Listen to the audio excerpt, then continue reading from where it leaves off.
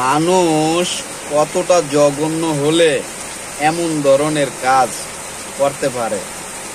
স্বামী স্ত্রী দাম্পত্য জীবনে এক জায়গায় থাকলে টুকটাক একটু ঝগড়া লাগেই, এটা কোনো ব্যাপার না, কিছুক্ষণ পরে ঠিক হয়ে যায়।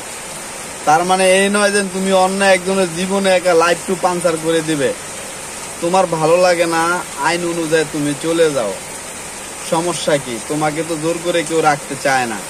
এখানে তো ঝগড়া মারামারির কোনো প্রয়োজন নেই। আজকে এই যে জুনিয়র সাকিব, এর লাইফটা একেবারে বরবাদ করে দিছে। আর এবং কি এর দেখা দেখি অন্য পুরুষেরাও এখন স্ত্রীর পাশে ঘুমাতে কষ্ট পায়। একজন স্বামী তার স্ত্রীর কাছে নিশ্চিন্তায় সারাদিন কর্ম করে, কাজ কাম করে, চাকরি করে, অফিস করে, জব করে নিশ্চিন্তায় তার স্ত্রীর পাশে ঘুমাবে, তার লাইফ পার্টনারের পাশে নিঃস্বাধীনে।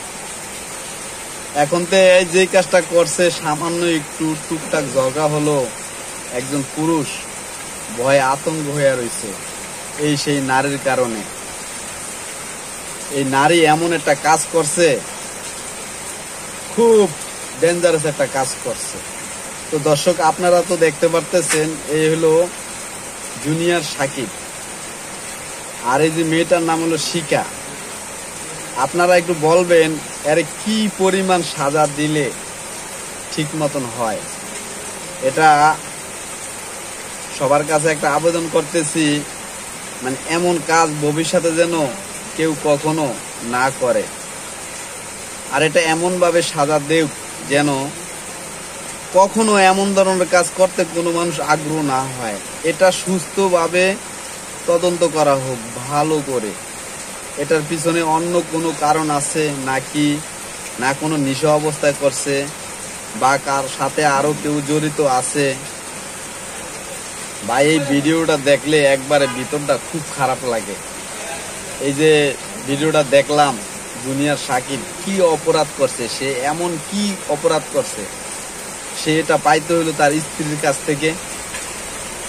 এটা এমন ভাবে বিচারটা করা, কোন স্ত্রী যেন এমন কাজ না করে।